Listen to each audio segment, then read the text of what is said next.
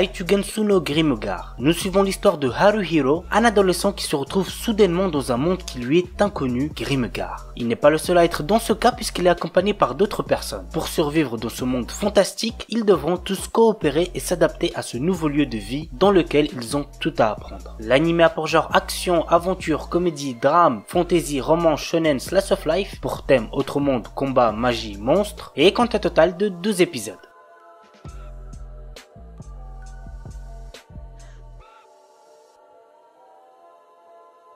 Sekai Seiku no assassin Isekai Kizoku ni Tensei Suru. Quand le plus grand assassin de l'époque est tué, il se réveille devant une déesse qui lui propose de le réincarner dans un autre monde. Cependant, elle a une condition. Il doit assassiner le héros de ce monde. Ayant désormais un objectif précis, il se réincarne en tant que Lu Tuata, le dernier né de la lignée d'assassins de la famille Tuatade. L'anime a pour genre action, aventure, comédie, drame, fantasy, romance, et pour thème assassinat, autre monde, harem, magie. The Imminence in Shadow. Les grands héros et les méchants diaboliques sont le genre de personnages que les gens ont envie d'être, mais pas Sid Kaginu. Il aspire à devenir le véritable cerveau derrière tout cela, à tirer les ficelles et à faire en sorte que ses machinations dirigent toute l'histoire. Dans sa vie antérieure, il n'avait pas pu atteindre son objectif. Cependant, il va désormais renaître dans un monde de magie et montrer la véritable imminence de l'ombre. Alors que Sid prétend n'être qu'une personne dans la moyenne, il recrute des membres pour sa fausse organisation nommée Shadow Garden, dans le but de faire tomber le faux mystérieux culte qui se cache dans l'ombre. Grâce à de nombreuses improvisations, Sid dirige sa fausse organisation contre l'infâme et pourtant étonnamment réel culte de Diabolos. L'anime a pour genre action, aventure, comédie, ecchi, fantasy, shonen et pour thème outre monde, harem, organisation secrète, réincarnation. Il est déconseillé au moins de 16 ans puisqu'il contient beaucoup de violence.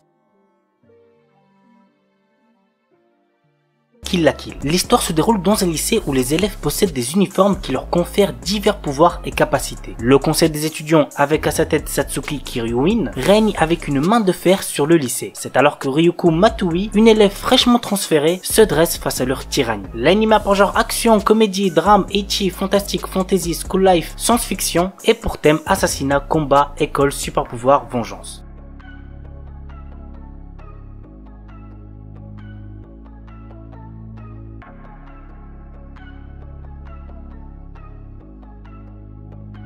Killing Beats. Franchement, dans cet anime niveau combat, vous allez vous régaler. Niveau ecchi, vous allez vous régaler aussi. Bref, voici de quoi ça parle. Des scientifiques sont parvenus à créer des hybrides humains animaux et de grands paris se font régulièrement lors de duels entre eux. Yuya Nomoto est un étudiant au quotidien banal jusqu'au jour où des connaissances lui demandent de les conduire à un endroit pour flirter. En réalité, ces personnes souhaitent kidnapper Hitomi, une fille qui est une hybride dont l'ADN a été mélangé à celui d'un ratel. Mis à part Yuya, elle tue tous les autres. Que va-t-il advenir de lui? Go regarder l'anime pour le savoir. L'anime a pour genre action, ecchi, horreur, épouvante, science-fiction, seinen, thriller et pour thème combat, jeu, monster girl quotidien.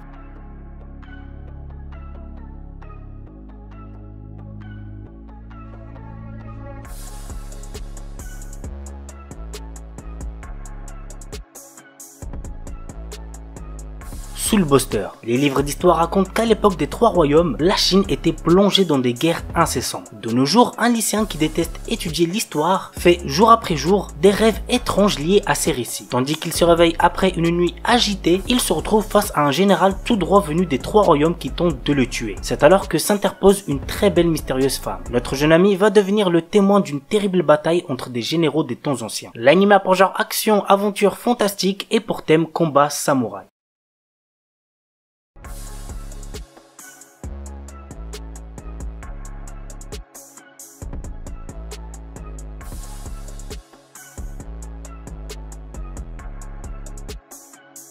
Toji no Miko. Depuis des temps immémoriaux, des prêtresses baptisées Toji protègent le monde en exorcisant les Haradamas, qui sont des créatures gigantesques et destructrices. De nos jours, ces jeunes femmes sont membres des forces de l'ordre et font partie d'une unité spéciale. Elles sont formées au sein d'écoles spécialisées après avoir reçu leur Okatana, seule arme efficace contre leur ennemi. Kaname Eto et Iori Jujo sont deux adolescentes choisies par des Okatana et formées dans des académies différentes. Mais un jour, alors qu'elles se croisent à l'occasion d'un tournoi, leur destin va basculer. L'anime a pour genre action surnaturelle et pour thème combat, magie, samouraï, univers alternatif.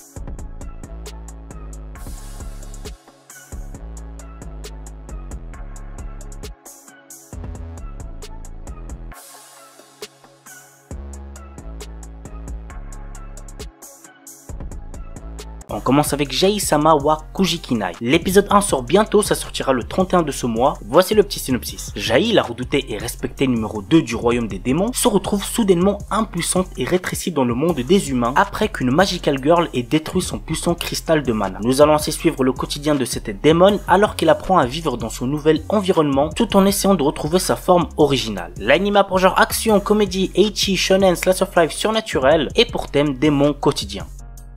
Peach Boy Riverside. Sally est une princesse qui rêve de partir à l'aventure tellement elle se fait chier dans son petit château situé en pleine campagne. Un jour, une horde de démons fait son apparition dans le royaume et met la sécurité du peuple en grand danger. Le royaume va être sauvé par Mikoto, un chasseur de démons. Cette attaque fait comprendre à Sally que le monde extérieur lui est totalement étranger et elle prend la décision de partir à l'aventure. En faisant cela, elle va déclencher des événements qui changeront le destin du monde. L'anime a pour genre action, aventure, fantasy et pour thème démon.